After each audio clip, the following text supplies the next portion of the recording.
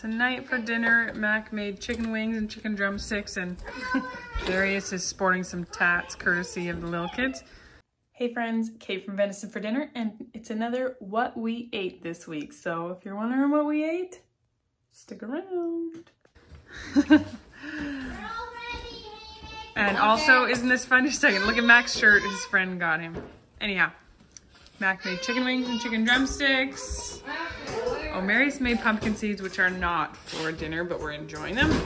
And oven fries. And Hamish, can you grab some kraut out? Sure.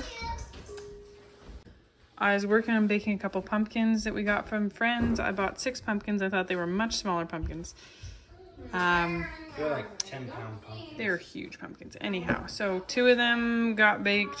They had to be pulled out for dinner to bake, but they're gonna go back in. And then I might freeze dry the powder or the puree, or I might can it.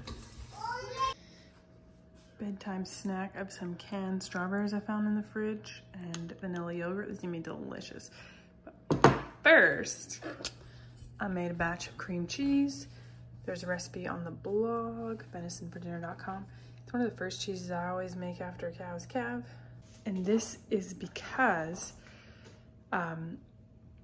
when a cow calves, their SCC, somatic cell count, bacteria in the milk is really high. And for the first week or so, it's really high and you don't really want to make cheese with it. Their pH is also different, my feeling. And cheese just doesn't work out if you try to make a cultured or aged cheese really soon after calving. So it's been close to 2 weeks now. And I was like, okay, Kate, you should make a cheese here. I've been stocking up on other things that we've been out of, but time to start making cheese. It's Friday and we've only been regularly just milking Jessa since Monday. So the milk hasn't really had much time to build up. Anyhow, the reason I do cream cheese is that it's very low effort to do.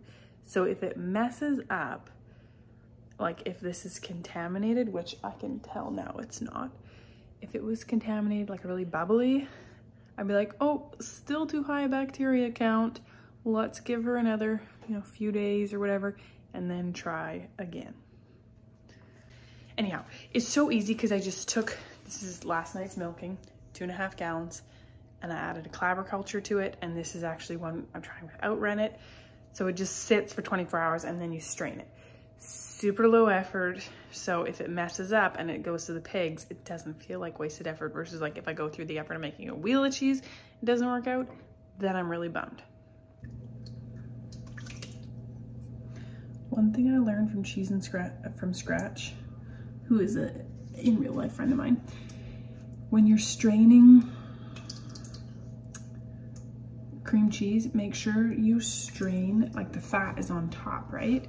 So make sure you don't strain, like scoop that all off first, like scoop kind of down in a well so that you're layering and you have fat and the milk so that the fat is more layered and it will strain better and you'll get a better end product, says Robin. So it is 8:30 at night right now. So I'll check this in the morning when I get up, but probably not deal with it until after milking. In which point I will stir salt into it.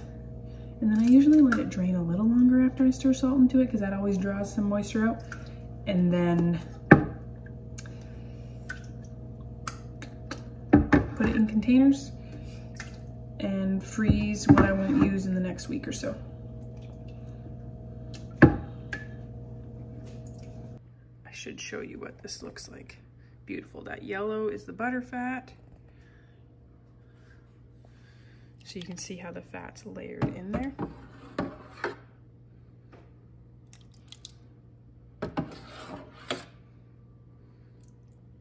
Just gonna dump the rest in.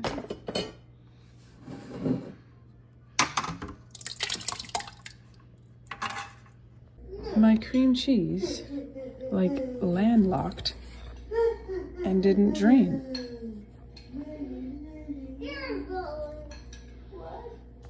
Thanks for joining us, and don't remember, don't forget, if you like this video, give it a thumbs up. That helps other people find me. Subscribe so you don't miss any videos. And thank you so much for taking the time to comment and watch. We appreciate all of you. Even if we can't get back to every one of your comments, we try to read pretty much every single one. There's very few I miss. Even those of you who are sassy and should have just not commented.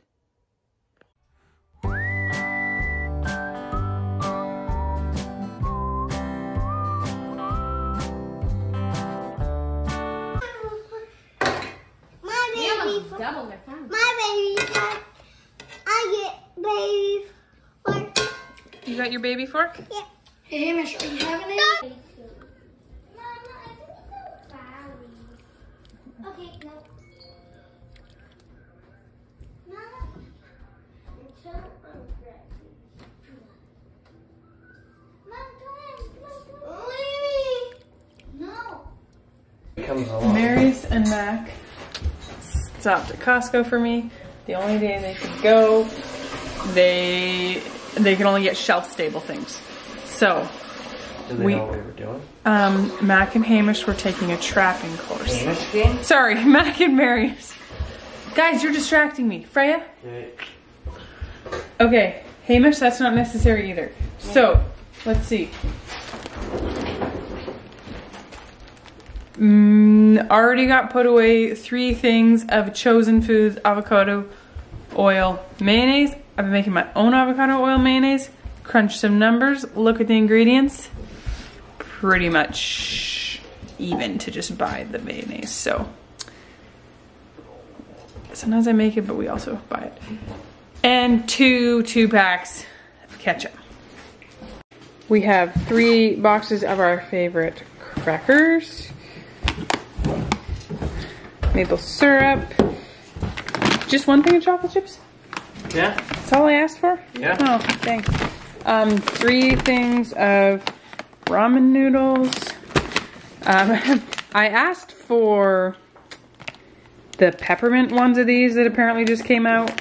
They couldn't find the peppermint, so instead they got me 2 bags of almond butter ones. Hurry up, you guys. Annie's pasta. Paper towel, toilet paper. These garden salsa que pasta are amazing, and we have looked everywhere for them and only found them at Costco. So they bought 4 bags of those. 2 bags of coconut sugar.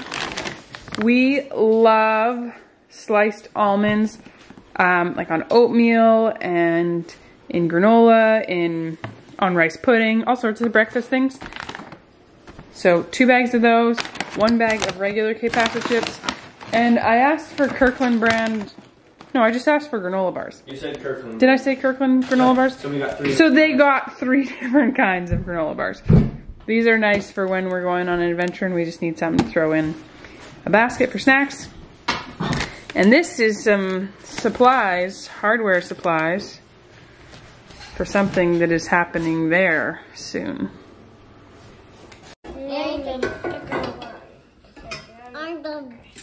Small. Yeah.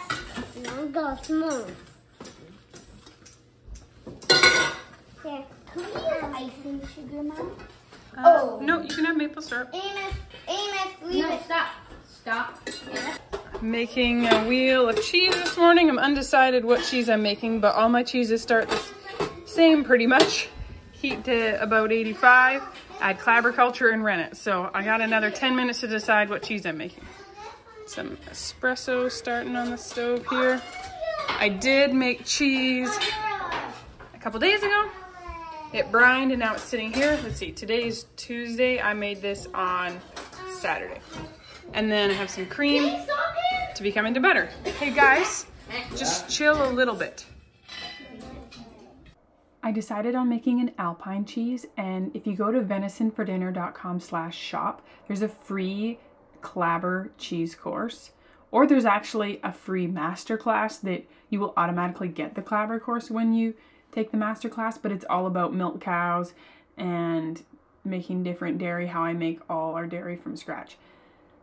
So I was checking these curds to see if they were ready, and they were not. So now this is a couple minutes later of stirring, and now I'm just using my hand like a little cheese press just gently pressing, and see how no curds come out between my fingers, like they don't try to squeeze out of there. And then when I open up my fingers, it's fairly knit well together in a little curd, and then we salt and eat. Yesterday we did a pile of chickens, and we did a bunch of soup hens as well as older roosters. So I slow cooked them overnight. Hey, Rowan and Amos, inside voices. Rowan, please put that pen away, okay? Rowan, put the pen away. So I did a bunch in the roaster oven and a bunch in a huge pot, and now I'm just picking all the meat off. I'm down to the end of this one. So I'm putting the bones back in this pot and the meat here, and then this meat, which is mostly dark meat, because I'll show you what we did with the breast. We diced this up. Okay, so we did 32 laying hens and old roosters. So a bunch of them I froze, but all of them we took the breasts off and I canned those, and I'll show you those in a second. And the rest are in this, so we're gonna chop it and put it in quart jars and then top it up with broth and pressure can it. And it's great for soups or casseroles or whatever. Then it's already super nice and tender because you have to slow cook a soup hen or a laying hen. But the fat in them and the flavor is just out of this world. That it's really worth doing your older laying hens. We downsized to maybe. So a pint jar fits a pound of chicken and a quart jar fits 2. So there's a lot of chicken meat in each of those jars. It's just raw packed, and that's also good. So now we have the carcasses, they slow cooked, and now they're getting made into broth. So if you're wondering where I'll be for the next couple days, it's making broth and canning broth, friends. Have a lovely day.